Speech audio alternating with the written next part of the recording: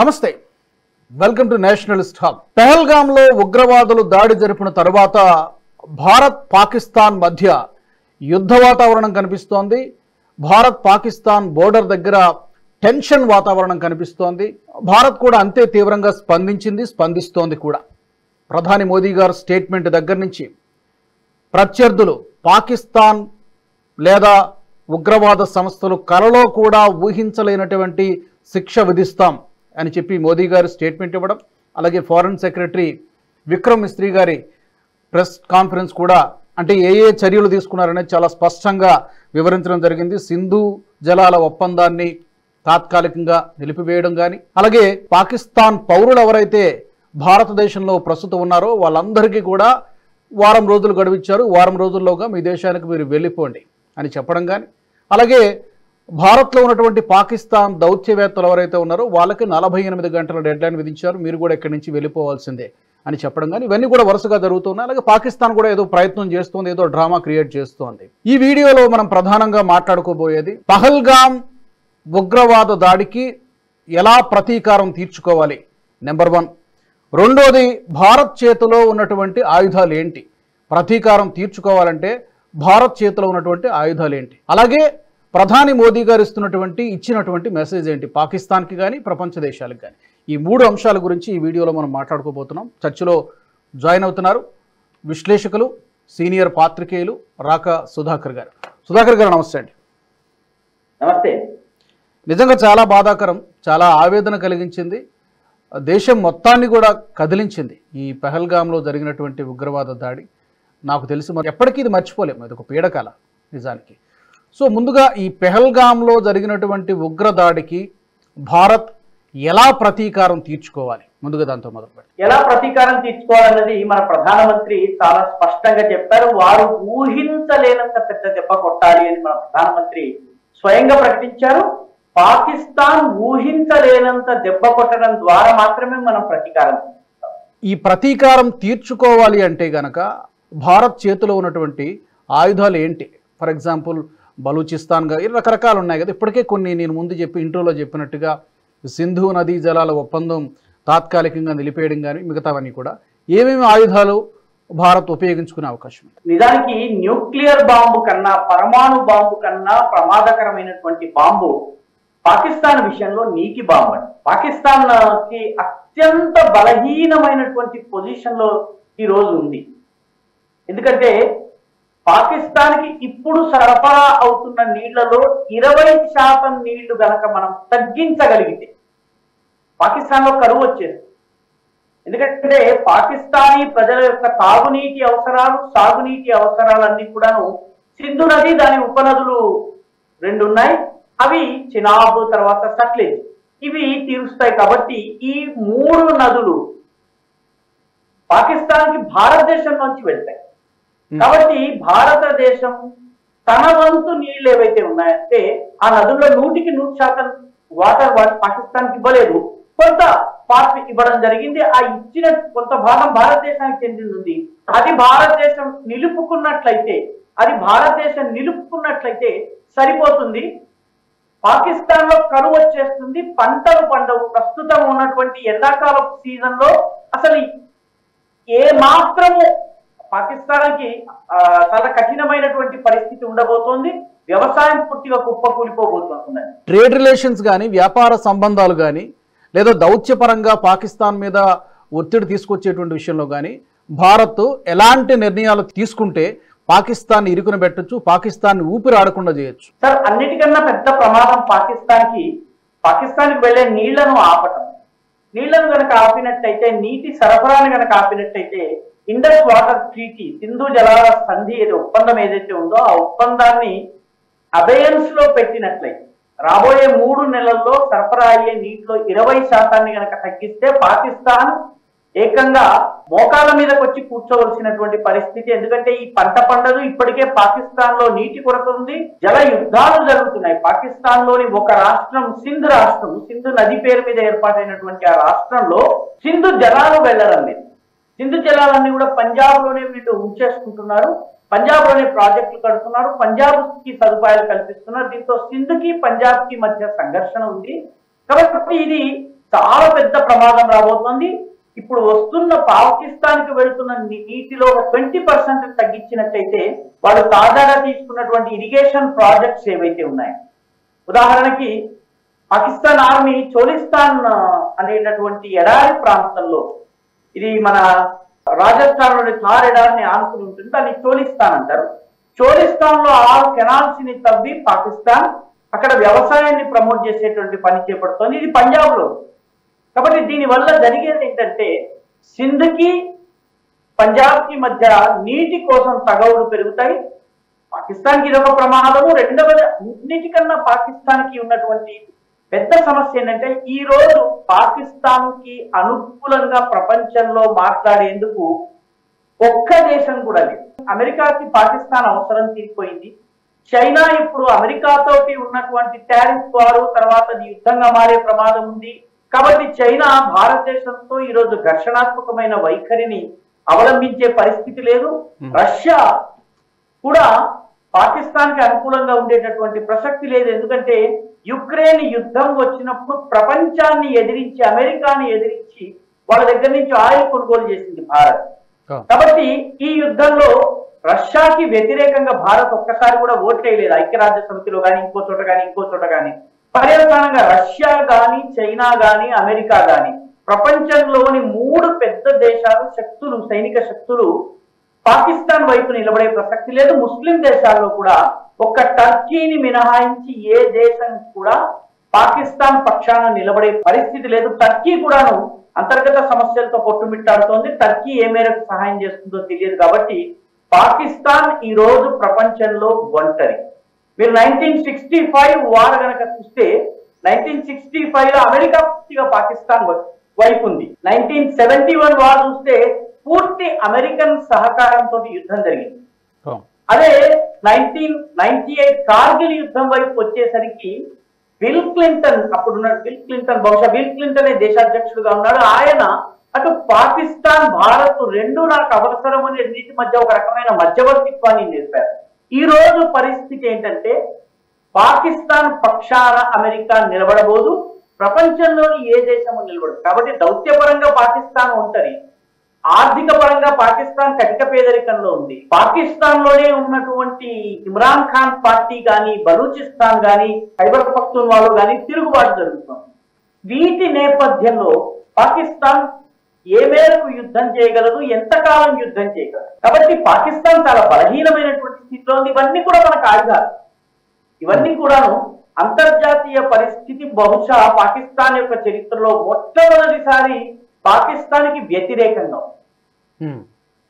ఇది ఇంతకు ముందు పాకిస్తాన్ ఫైట్ చేసినటువంటి ఏ యుద్ధంలో కూడాను పాకిస్తాన్ ఒంటరి కాదు. ఈసారి మొట్టమొదటిసారి పాకిస్తాన్ ఒంటరి. కాబట్టి పాకిస్తాన్ అంతర్గతంగా కూడా ఇంత భయంకరమైన ఘర్షణ పాకిస్తాన్ లో గతంలో ఎన్నడూ లేదు. 1971 లో తూర్పు పాకిస్తాన్ వేరైపోయి బంగ్లాదేశ్ ఏర్పడింది, మిగతా పాకిస్తాన్ యునైటెడ్ గా. కానీ ఈసారి బలూచులు తిరుగుబాటు చేస్తున్నారు. 95% ఆఫ్ బలూచిస్తాన్ ఈ రోజు పాకిస్తాన్ యొక్క నియంత్రణలో లేదు, పాకిస్తాన్ కి కంట్రోల్ లేదు. కాబట్టి పాకిస్తాన్ అత్యంత బలహీన స్థితిలో. ఇలాంటి బలహీన స్థితిలో ఉండి కూడా భారత్ పై అటాక్ చేయించింది లేదా చేసింది అంటే గనక నిజంగా యుద్ధం కోసమే పాకిస్తాన్ ప్రయత్నం చేస్తుందా? ప్రస్తుతం అయితే బోర్డర్లో టెన్షన్ వాతావరణం కనిపిస్తుంది, మనం చూస్తున్నాము. ఇది ఎంతవరకు దారితీస్తుంది? ప్రత్యక్ష యుద్ధం వరకు వెళుతుందా, లేకపోతే మన వాళ్ళు ఇప్పుడే నేను ముందు చెప్పినట్టుగా ఈ పాకిస్తాన్ పౌరులు ఇక్కడి నుంచి వెళ్ళిపోమనడం కానివ్వండి, పాకిస్తాన్ అంబాసిడర్లు ఇక్కడి నుంచి వెళ్ళిపోమనడం కానివ్వండి, అటారీ బోర్డర్ని మూసివేయడం కానివ్వండి, ఇది ఇంకా ఎటు దారి తీసేటువంటి అవకాశం ఉంది? ప్రత్యక్ష యుద్ధంగా మారుతుందా, లేదంటే ప్రస్తుతానికి కేవలం డైలాగ్ వారికే పరిమితం అవుతుందా? ఎందుకంటే ప్రిపరేషన్స్ కూడా జరుగుతున్నాయి కదా, మన వాళ్ళు INS విక్రాంతిని మోహరించడం కానీ ఇవన్నీ జరుగుతున్నాయి కదా. వీళ్ళు ఎక్కడికి వెళ్తుంది? వాస్తవానికి ఈ అటారీ బార్డర్ మూసివేయటం కానీ, జమ్మూ కాశ్మీర్ లో ఉన్నటువంటి బార్డర్స్ ని మూసివేయటం కానీ, భారత పాకిస్తాన్ వాణిజ్యం కానీ ఇవి ఇదివరకే మూసేసి ఉన్నాయండి, ఇదివరకే తగ్గిపోయినాయి, కొత్తగా పోయేది ఏమీ లేదు. ఈ దౌత్యవేత్తల నంబర్ ని పరస్పరం తగ్గించుకోవడం కూడా ఇదివరకు పాకిస్తాన్ చేసింది, ఇప్పుడు భారతదేశం చేస్తుంది. ఈ రెండు చర్యలకి పెద్దగా మనం అర్థాలు వెతకనక్కర్లేదు. ఇవి స్టాండర్డ్ డిప్లొమాటిక్ ఆపరేషనల్ ప్రొసీజర్స్ ఇవి. దీనిలో పెద్దగా ఏమీ లేదు. Hmm. సింధు జలాల ఒప్పందం ఒక చాలా పెద్ద స్టెప్ ఇది. Hmm.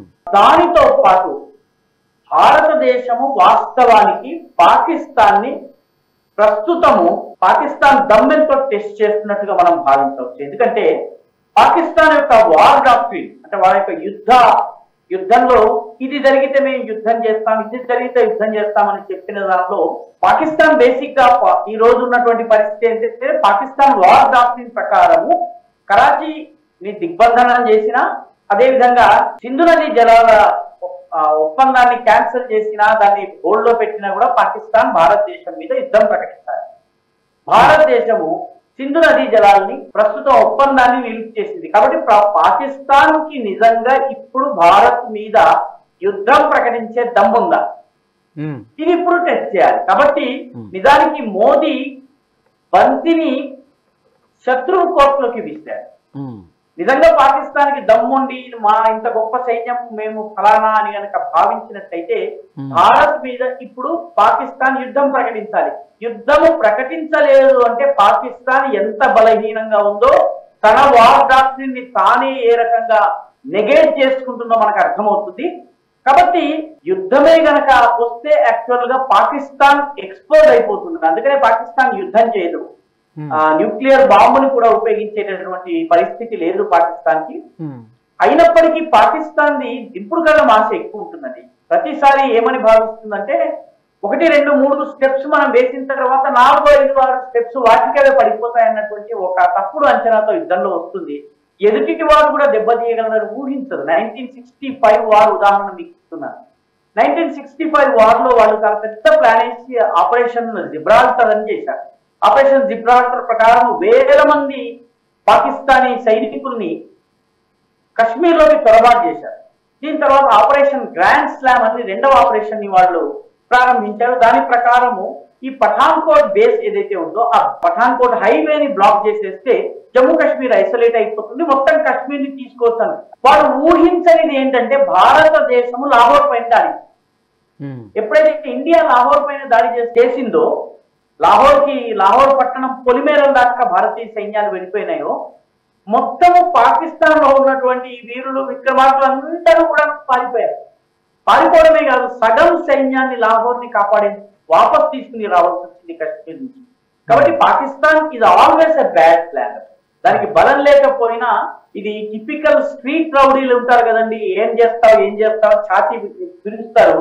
ఒక దెబ్బ కొట్టగానే అన్నా నన్ను క్షమించన్నా అట్లా ఇట్లా అని చెప్పి మాట్లాడతారు. అట్లా గల్లీ రౌడీ టైప్ పాకిస్తాన్. 1971 లో కూడా మొట్టమొదటి దాడి పాకిస్తాన్ చేసింది డిసెంబర్ 3, 1971. ఎప్పుడైతే భారతదేశం బంగ్లాదేశ్ ని 6 రోజుల్లో సపరేట్ చేసింది, ఇటువైపు కశ్మీర్ లోని 4 గ్రామాలు కట్టు సెక్టర్ లో ఉన్నటువంటి 4 గ్రామాలని భారతదేశం ఆక్రమించుకుందో 93,000 మంది సైనికులు భారతదేశానికి బందీలయ్యారు. ఆ క్షణాన పాకిస్తాన్ తోకముడిచింది. కాబట్టి Pakistan is the very bad planner in war. ఈసారి కూడా అలాగే జరుగుతుందని నాకు అనిపిస్తుంది. అయితే సుధాకర్ గారు, రాబోయే 2 వారాలు లేకపోతే 20 రోజుల్లో భారత్ నుంచి ఏదైనా పెద్ద అటాక్, అంటే మనం గతంలో చూసినటువంటి ఎయిర్ స్ట్రైక్ లాంటి అటాక్, ఆ తరహా అటాక్ ఏమైనా మనం చూడొచ్చా, లేకపోతే కొంచెం వెయిట్ చేస్తుందా? అలా కాకుండా ఈసారి మరొక రూపంలో ఇందాక మనం అనుకున్నట్టుగా ఆర్థికంగా దెబ్బతీయడానికో లేకపోతే మరో రకంగానే చేస్తుందా?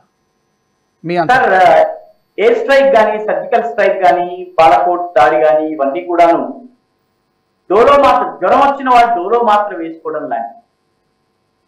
వాస్తవానికి ఇప్పుడు జరిగితే పాకిస్తాన్ లేవలేకుండా తాగొట్టాల్సినటువంటి పరిస్థితి ఉంది. కాబట్టి డోలో మాత్రలు కాదు, ఇప్పుడు మొత్తము అంతా కూడా పాకిస్తాన్ కి కాయకల్ప చికిత్స చేసి సర్జరీ చేయవలసిన అవసరం ఉంది. సర్జికల్ స్ట్రైక్ కాదు. ఈసారి జరిగితే ఫుల్ స్కేల్ వార్ ఒకటో చిన్న ఏరియల్ స్ట్రైక్ చేస్తే సరిపోదు.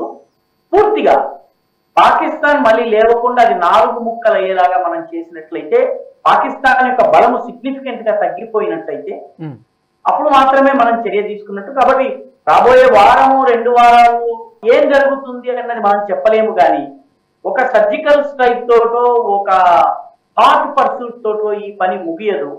2 రోజులు 3 రోజులు 2-3 సార్లు డోలో ఇచ్చాము, ఈసారి ఇవ్వవలసింది గట్టి యాంటీబయాటిక్ ఇవ్వవలసినటువంటి అవసరం ఉంది. అది మన ప్రభుత్వం ఖచ్చితంగా ఇస్తుందని నాకు నమ్మకం.